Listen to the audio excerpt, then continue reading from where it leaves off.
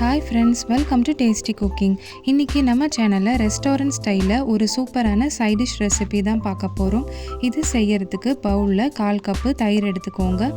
தயிரில் நம்ம மசாலா சேர்க்க ஆரம்பிச்சிடலாம். 1 டீஸ்பூன் உப்பு, 2 டேபிள் ஸ்பூன் கொத்தமல்லி தூள்,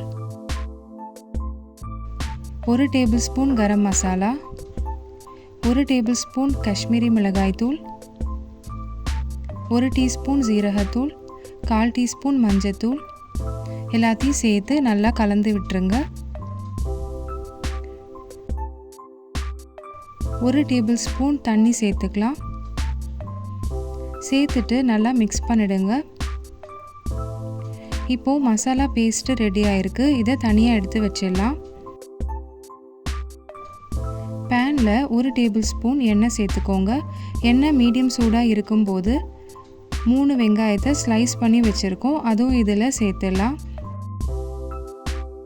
வெங்காயத்தை வறுக்கணும்.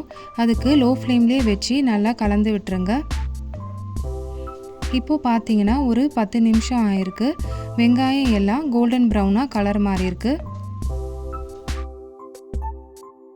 இப்போ பார்த்தீங்கன்னா வெங்காயம் எல்லாம் நல்லா ரோஸ்ட் ஆகி வந்துருச்சு. இது சூடு ஆறுனதுக்கப்புறமா நம்ம ஒரு மிக்ஸி ஜாருக்கு மாற்றிடலாம். இது போல் வெங்காயம் எல்லாத்தையுமே நம்ம மிக்ஸி ஜாருக்கு மாற்றிடலாம். இப்போது இது கூட 15 பாதாம், 10 முந்திரி பருப்பையும் சேர்த்துக்கோங்க.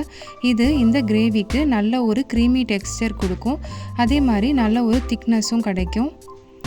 இப்போது பேனில் 1 டேபிள் ஸ்பூன் எண்ணெய் சேர்த்துக்கலாம்.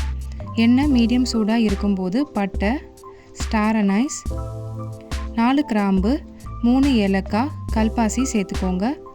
1/2 டீஸ்பூன் பெருஞ்சீரகம், 1/2 டீஸ்பூன் ஜீரகம் எல்லாத்தையும் சேர்த்து நல்லா கலந்து விட்டுருங்க. இஞ்சி பூண்டு பேஸ்ட்டு சேர்த்துக்கலாம். சேர்த்துட்டு பச்சை வாசனை போகிற வரைக்கும் நல்லா மிக்ஸ் பண்ணிடுங்க.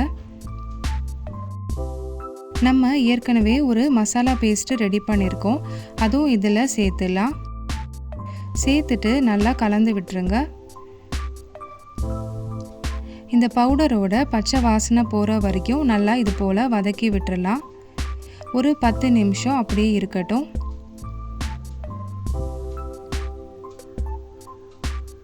இப்போது இது கூட ஒரு தக்காளியை கட் பண்ணி வச்சுருக்கோம், அதுவும் சேர்த்துக்கலாம். சேர்த்துட்டு நல்லா கலந்து விட்டுருங்க. ஒரு பெரிய சைஸ் காலிஃப்ளவரை வேக வச்சுருக்கோம், அதுவும் இதில் சேர்த்துடலாம்.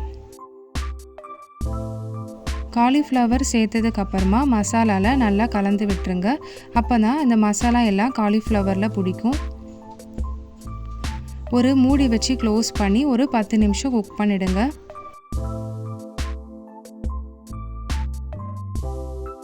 இந்த ஸ்டேஜில் நம்ம ஏற்கனவே அரைச்சி வச்சுருக்கிற வெங்காய பேஸ்ட்டை சேர்த்துக்கலாம். சேர்த்துட்டு நல்லா கலந்து விட்டுருங்க. இப்போவே பார்த்தீங்கன்னா தெரியும், டெக்ஸ்டர் நல்லா க்ரீமியாக இருக்குது. இது சப்பாத்தி, பரோட்டா எல்லாத்துக்குமே சூப்பரான சைட் டிஷ். புளிப்புக்கு 1 டீஸ்பூன் லெமன் ஜூஸ் சேர்த்துக்கோங்க.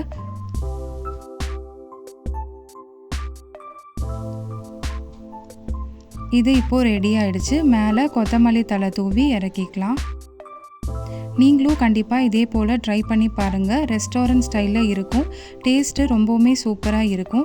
ட்ரை பண்ணிவிட்டு எப்படி வந்துச்சு அப்படின்ட்டு கமெண்ட்ஸில் ஷேர் பண்ணுங்கள். இந்த வீடியோ உங்களுக்கு பிடிச்சிருந்தா சேனலை லைக் அண்ட் சப்ஸ்கிரைப் பண்ணிக்கோங்க. தேங்க்யூ.